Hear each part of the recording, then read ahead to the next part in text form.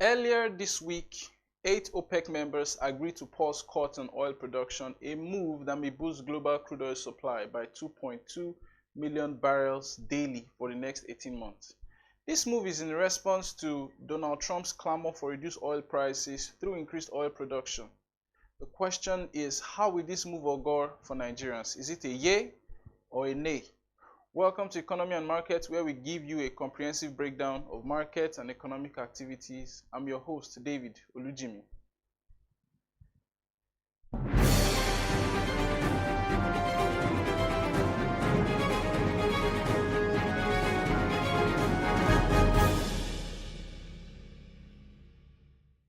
Since 2022, the group we know as OPEC Plus, that's including the OPEC members plus Russia and USA, they have been carefully managing oil supply, strategically limiting production to keep prices stable. But with rising global pressure, especially from the United States under Donald Trump, Saudi Arabia and some of his allies are now taking a different approach. More barrels of oil in the international market could mean lower oil prices worldwide. For oil importing nations, that's great news. Cheaper fuel, lower energy costs, and at least some relief to inflationary pressures. But for Nigeria, which is deeply tied to crude oil supplies or crude oil exports, the implications are mixed. On one hand, lower prices of oil could squeeze government revenue. Just remember that oil still accounts for about 70% of our export earnings and funds a large portion of the national budget. That is what our national budget is based upon. If oil prices fall too much, we could see a wider fiscal deficit, more borrowing, and pressure on the Naira. And the numbers don't exactly work in our favor. For the 2025 budget, Nigeria is basing its revenue on an oil price of $75 per barrel, with a targeted oil production of 2.06 million barrels per day. However, our reality paints a different picture. Currently, we are producing oil at about 1.5 million barrels per day, excluding condensates. When you add condensate, it's about 1.7 million barrels per day. And oil prices are hovering around $70.8 per barrel. This means that even before OPEC's decision, our 2025 budget were on shaky legs, struggling to meet revenue demand. If oil prices drop further due to increased supply, Nigeria's fiscal gap could widen even more. However, there's a flip side to this scenario. A drop in oil prices could see Nigeria's fuel prices also drop, and it could ease our energy crisis, especially with the removal of fuel subsidies. If global oil prices dip, local fuel prices may stabilize, relief may come to businesses and consumers. The question now is this a win or loss for Nigeria? It depends on how we manage the trade-off. Will the government find alternative revenue sources to cushion falling oil income? And how will businesses benefit enough from lower fuel costs to drive growth? We are going to be listening to Basil Abia, the co-founder of Verif Africa, very shortly on the show. He's going to give us further insight on this. Welcome to the show, Basil. Hi, David. Absolute pleasure to be here on Business Day TV. Thank you for the welcome. Thank you. So let's go straight into it. So we have our 2025 budget based on $75 per barrel oil price, production target 2.06 million barrels per day. But actual production is around 1.5 million barrels with oil prices below this benchmark. What are the immediate fiscal risks for Nigeria? Well, the immediate fiscal risk here will be the fact that revenues will continue to shrink in that context. And we'll also have the budgetary deficit. As you know, of course, if you do the numbers right now, current rate, the Brent crude goes for $73 as of early this morning around 7 a.m. Now, the math that I did was just to do the annualized budget deficit, and the annualized budget deficit will be at 18 billion US dollars, which will put more strains, of course, on our foreign exchange reserves, especially when it comes to the CBN's defense of the Naira. That's if you also do the omission of the derivatives that Nigeria has commitments for payments. So both forward sale agreements that we have to continue to honor, as well as the debt servicing arrangements that we also have to honor. So all of this will put fiscal strains, especially for budgetary revenues. And I just want to highlight again, 85% of Nigeria's budgetary revenue comes from foreign exchange earnings from oil.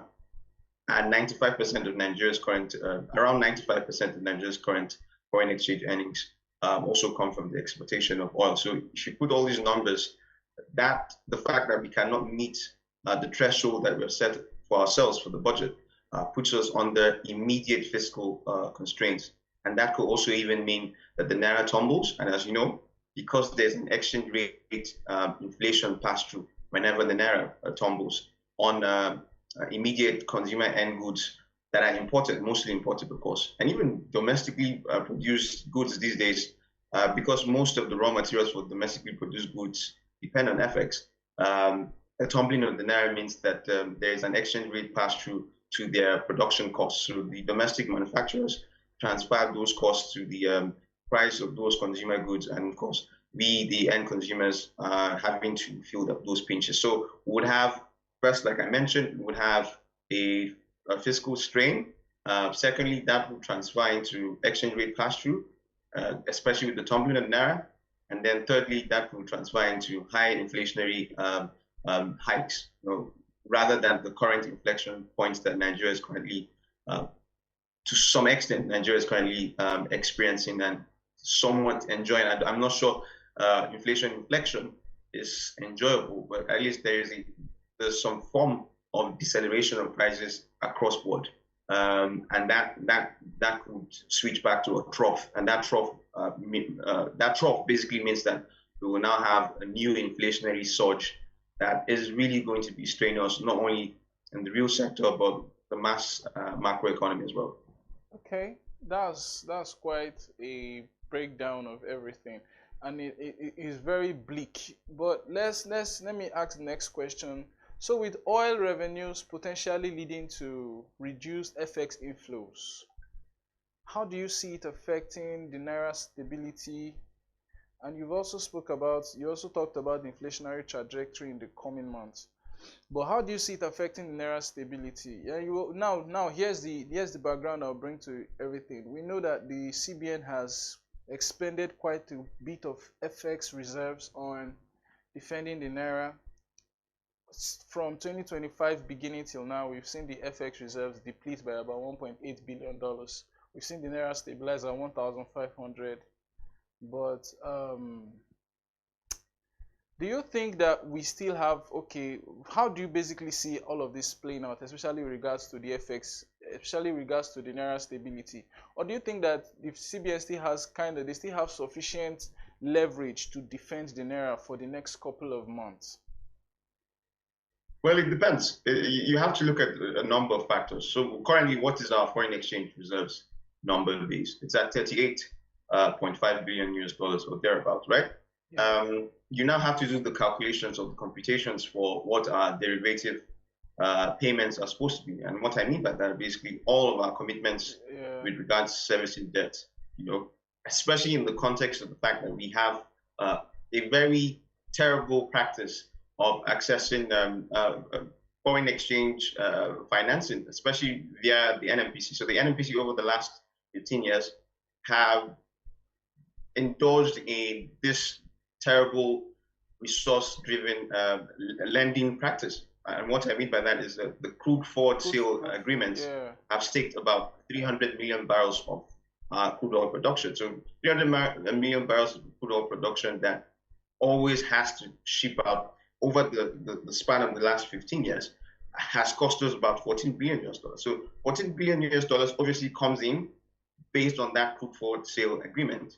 But you also have to understand that no matter what we are producing for foreign exchange, there's a significant chunk, at least around 20 to 30% of our production numbers that go into servicing all of this. Now you add that with all of the other derivative commitments, where are you going to find the buffers that CBN is going to deepen to continue to defend Naira? So the CBN will be left with two options. Do we do the trickling of secondary intervention? So what I mean by that is you slow down the secondary market interventions just so you're not depleting what's left of the foreign exchange reserves. Do you understand? And then let's also forget that there were investigative reports that came out right at the end of Muhammadu Buhari's presidency, where a significant chunk of our foreign exchange reserves were also staked, for certain payment commitments to our biggest lenders in the treasury services end. So your JP Morgans and the rest of them. I don't know what that has led to, but if that is any form of, proximity to the truth, then it also means that we may not even have a chance or a window where CBN can even further defend the Naira. The good thing about last year and most of the reform gains that we got was that there was flexibility to be able to access more FX. Those FX wiggle room provided the CBN with new cash to be able to put in and give the Naira the needed stability it was supposed to get. Did we really get stability?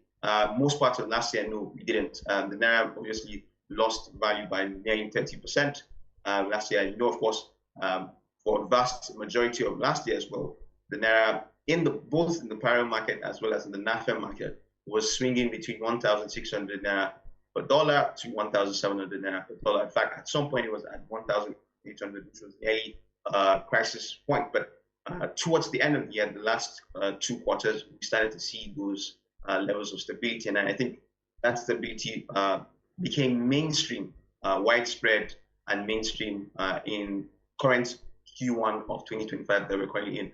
But the end of my prognosis is basically to say that there's a very high chance CBN are going to have to stop their secondary market interventions because there will not be enough buffer within the FX reserves mechanism to be able to defend the Naira for us.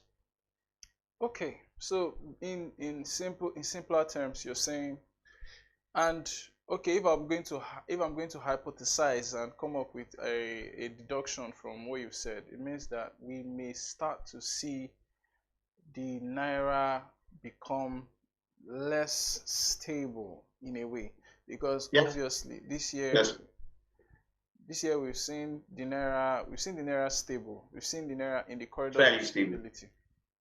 Fairly stable. Yeah. So okay.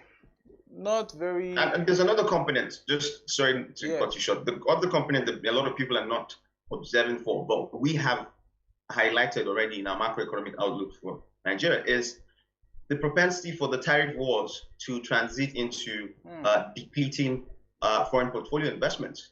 And it's very clear when you look at the historic data from the last 10 to 15 years.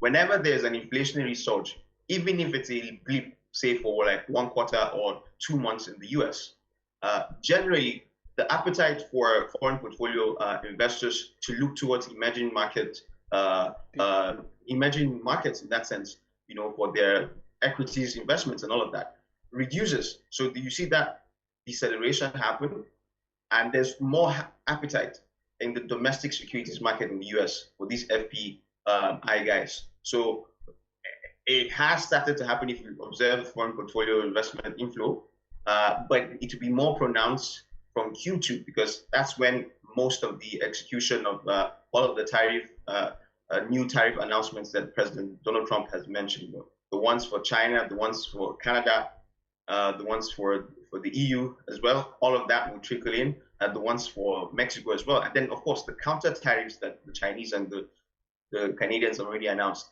That is going to send inflationary drives tumbling. I'll just give you anecdotal as well as pronounced media data just from yesterday.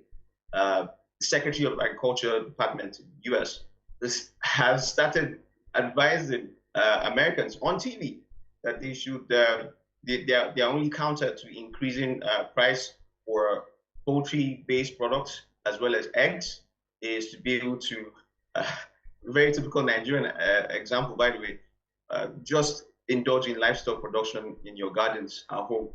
And now, basically, that's what the secretary said. That's what the American agriculture, it's quite funny. Yeah. That's what she's advising, actually. And it's funny, but it's also not funny because it tells you just how the inflation environment in the US is going to be in the next quarter. And if that is the case, then we're going to have FPI inflows recede significantly, and that receding phenomenon is definitely going to affect, how CBN does its foreign exchange management, how it does its foreign reserves management in that context. So there's going to be a pass through to the Naira as well, outside of the component of oil, which is a ginormous factor behind how our FX performs or not. Okay. So basically now, some people argue that lower global oil prices could ease fuel price pressures in Nigeria, especially considering now we've seen what's been going on since last week. We saw Dangote drop fuel prices, NNPC followed suit. All of this has been happening because we have a more we have a kind competitive of domestic downstream market, yeah. basically. So now, but I am of the sentiment, however, that we may not.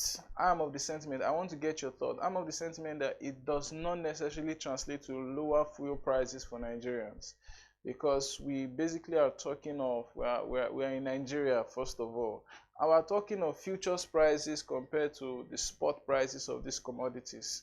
So if crude oil futures are trading at a particular sum today, it's not affecting the price of the actual crude oil product that's been on shore for like the last month or the last 6 weeks. So now, do you think, what's your take? Do you think that lower oil prices globally would transit, or we have a pass-through effect on fuel prices in Nigeria? Are you of that? I think there will be an equalization of the offsets. So, and let me just explain using a very plain example. So yes, when a major refiner like Dangote goes to the international market, and most of the supply feedstock is sourced internationally, as you know, of course, due to the issues with domestic crude oil supply guarantees for that particular refinery, which I think is just absurd, because for both national security and energy security purposes, it's important to have certain guarantees of domestic crude oil feedstock to your largest refiner, at current capacity of about 500, just over 500,000 barrels per day. And at some point, when there's capacity utilization of about 98 to 100%, you're looking at 650,000 barrels, which is more than enough for Nigeria's domestic market, and also trickles to the Central African and other parts of West Africa that both illegally and legally consume most of our domestic downstream petroleum products.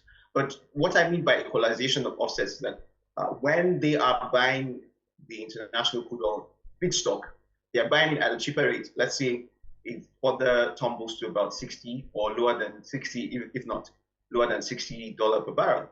When they're buying it, at a cheaper rate, but then the equalization happens because the dollar becomes more expensive. Okay. So in that context, like the dynamic that I explained earlier for your earlier question, for the receding in oil prices basically means that there's a transmission of those shocks to the performance of the Naira against other foreign exchange sources. So when that happens, the dollar is super expensive to be able to use. And so because of that price transmission, the offsets are equalized. So whatever gains that our largest refiner, Dangote, is getting from a reduction in global crude oil prices, that is being countered by a hike in their FX commitments to make those purchases. So I think that equalization will happen, and regardless, we would not really feel any difference in terms of domestic prices.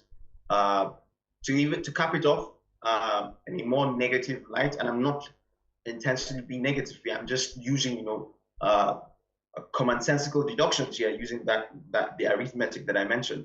That commonsensical deduction here is that there's a likelihood that domestic PMS prices, diesel prices, aviation fuel prices might actually even reverse and continue hiking to the 900 to 1,000 naira per liter levels. In fact, as a matter of fact, our worst case scenario for PMS prices globally, PMS prices locally is 1,300 naira per liter. And then, of course, our best case scenario is around the range that we are currently in. Our best case scenario, we tagged it at 850 naira to 900 naira. And of course, it's just about 860 naira. So just using the outlook, using my deductive analysis, as well as using the numbers and the arithmetic that I've played in, that equalization of offset basically means that next to nothing will actually happen in our domestic downstream sector. So very, very, very quickly, we're running out of time. What policy measures do you think Nigeria should prioritize to cushion the impact of projected lower oil revenues? So is there a case of diversifying exports? Is there anything that the government can quickly do, or fiscal reforms, or increasing local oil production efficiency, anything? Just very quickly. I think so very quickly, if we're looking at making any difference in the next 1 year, there has to be a reduction in cost of governance and cost of executing the 2025 budget. That's the only way to be able to have a wiggle room, a fiscal wiggle room. Because if I'm being honest, just using all of the explanations that I've provided, it's very hard to see where we're going to see a surge in FX earnings. Maybe in relative terms, but not in the other terms. And then outside of that as well, if you're asking for Nigeria to diversify its exports, in that sense, the diversification that happened last year was largely artificial because, again, the Naira gained grounds last year. And with the Naira gains grounds, it automatically means that exports are easier or cheaper in that context. And that's what we saw with our increased number in terms of non-oil exports. To give you further context, we made about $5.45 billion from non-oil exports last year. A chunk of that from our fertilizer exports from both Indorama LME in Port Harcourt, and of course the Dangote fertilizer refinery in Lagos. And then other components of that increase in non-oil exports were cocoa, sesame seed, shea butter, cashew, and to even cap it off, some gold from Segilola as well. Some of our gold from Segilola also played a tiny role in those numbers. I don't see anything outside of that artificial increase to happen this year. I don't think we've seen production numbers in any part of the non-oil exports value chains to expect that there will be a significant increase to even something like $7 billion or $10 billion.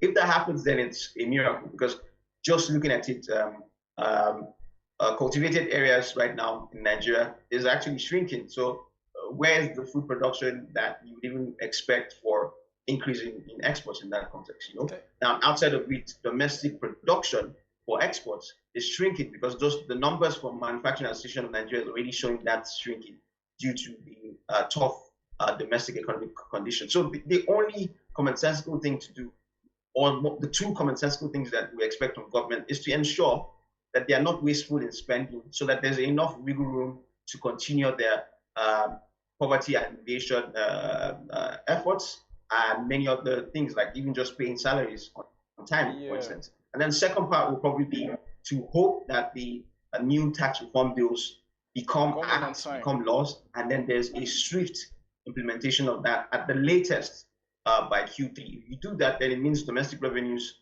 increase by at the very least 5%. And a 5% increase in our domestic revenues is decent work. Next year, we know that full implementation of the tax reform laws will kick off. We can expect as much as a 30% surge in domestic revenue mobilization. But yeah, those are the two commonsensical things or steps that the federal government of Nigeria should be able to take on. Thank you so much, Basil. Thank you so much for your time on the show. It was great having you on the show, but we have to call it a wrap at this point.